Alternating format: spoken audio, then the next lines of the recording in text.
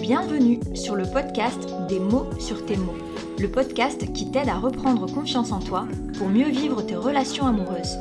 Je suis Alexandra, coach relationnel diplômée et certifiée, et sur cette chaîne, je te partage les découvertes, les notions et les secrets pour enfin vivre une relation amoureuse stable et épanouissante.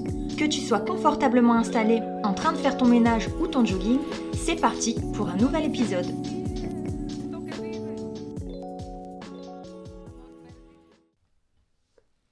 Hello, j'espère que tu vas bien. Je suis ravie de te retrouver pour ce nouvel épisode de podcast, épisode dans lequel on va parler de la notion d'amour de soi. Alors, si tu n'as pas écouté l'épisode précédent concernant l'estime de soi, je t'invite à l'écouter parce qu'en fait, dans l'estime de soi, on va retrouver la notion d'amour de soi, entre autres. C'est juste un pilier de la notion d'estime de soi. Donc si c'est pas fait, je t'invite vraiment à aller écouter l'épisode concernant l'estime de soi.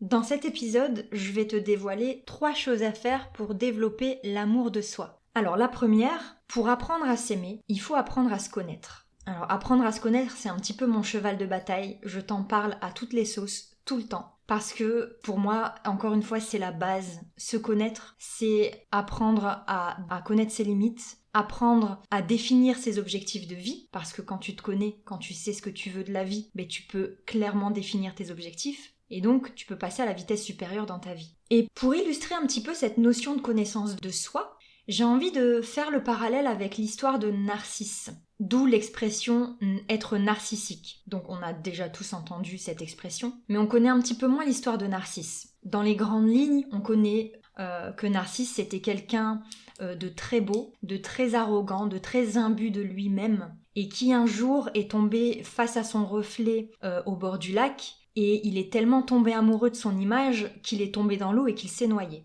Dans les grandes lignes, c'est ce qu'on retient de l'histoire de Narcisse.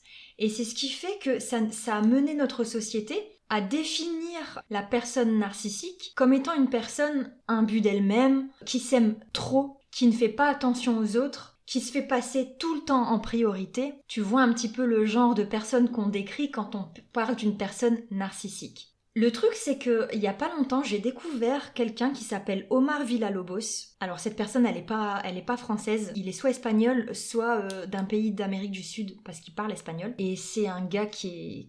J'ai entendu une conférence qu'il donnait à propos de la confiance en soi. Et là, je me suis dit, mais il a carrément raison.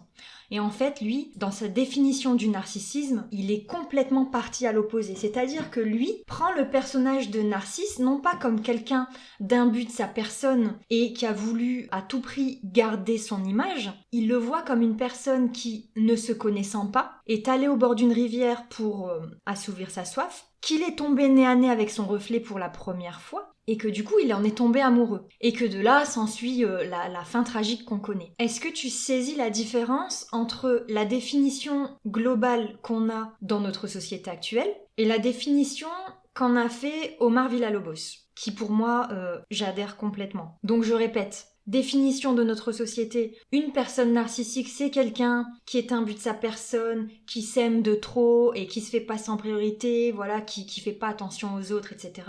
Seconde définition que j'adopte, le narcissisme, c'est le fait de ne pas se connaître et du coup de courir un peu à sa perte. Parce qu'on peut imaginer que si Narcisse avait grandi avec la connaissance de son physique avantageux, il serait pas tombé dans son propre piège. C'est-à-dire qu'il aurait pas voulu attraper à tout prix son reflet, puisqu'il se serait déjà vu et il se serait reconnu. Donc il aurait pas été à tout prix dupé en fait par son reflet dans l'eau. Et ça change complètement tout. Ça change complètement la vision biaisée qu'on a de cette définition de l'amour de soi en fait. Si on part du principe que Narcisse n'était pas quelqu'un qui s'aimait de trop, mais qui était plutôt quelqu'un qui s'était jamais vu, tu me vois venir. On peut dire que on peut comprendre à quel point notre définition actuelle de notre société actuelle est handicapante. C'est-à-dire que on a tendance à dire que l'amour de soi, c'est être narcissique. Et en même temps, aux personnes à qui on enseigne la confiance en soi, l'estime de soi, on leur dit mais il faut que tu apprennes à t'aimer. Mais comment peux-tu apprendre, même avoir envie d'apprendre à t'aimer, si dans ton inconscient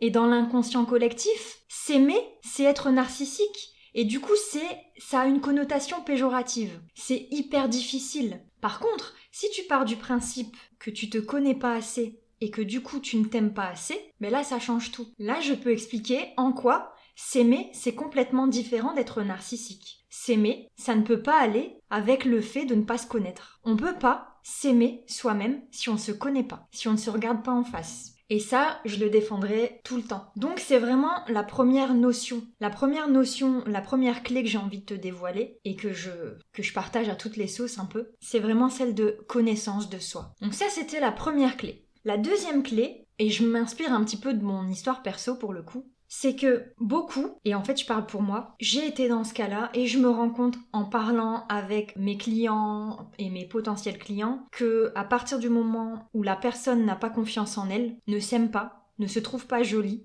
ne se trouve pas intéressante, ben elle se dit, mais en regardant autour d'elle, elle trouve personne qui a aussi peu confiance en elle. Et du coup, elle se dit, ben je suis toute seule à ressentir ça. Du coup, ma voisine qui a réussi à s'en sortir, ma collègue qui a réussi à s'en sortir, ma cousine qui a réussi à s'en sortir, qui a confiance en elle, etc.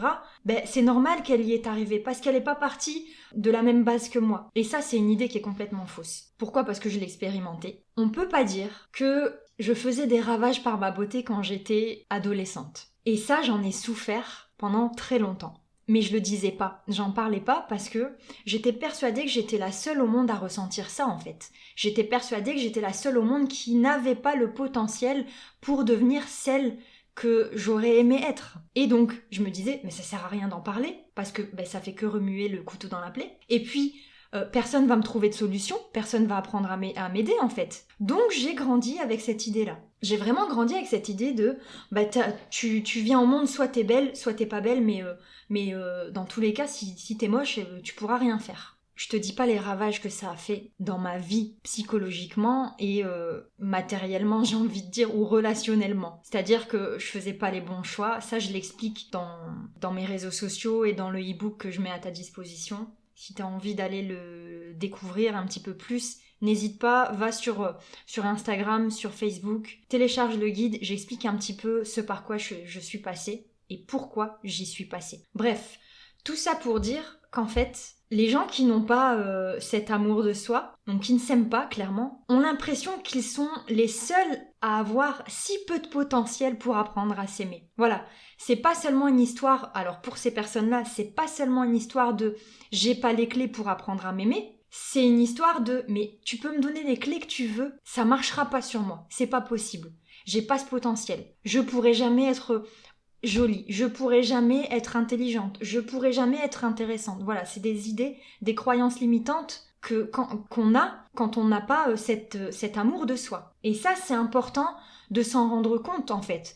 Comment tu peux y arriver en l'acceptant, en te disant bon, mais je suis peut-être pas la seule au monde, mais surtout, il y a peut-être et sûrement des personnes que j'admire aujourd'hui par ce qu'elles dégagent, par l'amour qu'elles ont d'elles-mêmes. Ces personnes-là, elles sont sûrement passées par des épreuves qui leur ont demandé une acceptation d'eux-mêmes, en fait.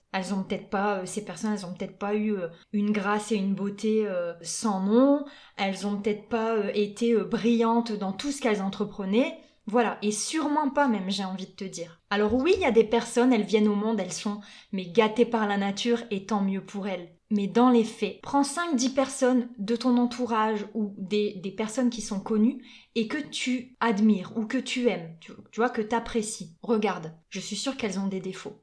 Moi, c'est un exercice que j'ai fait.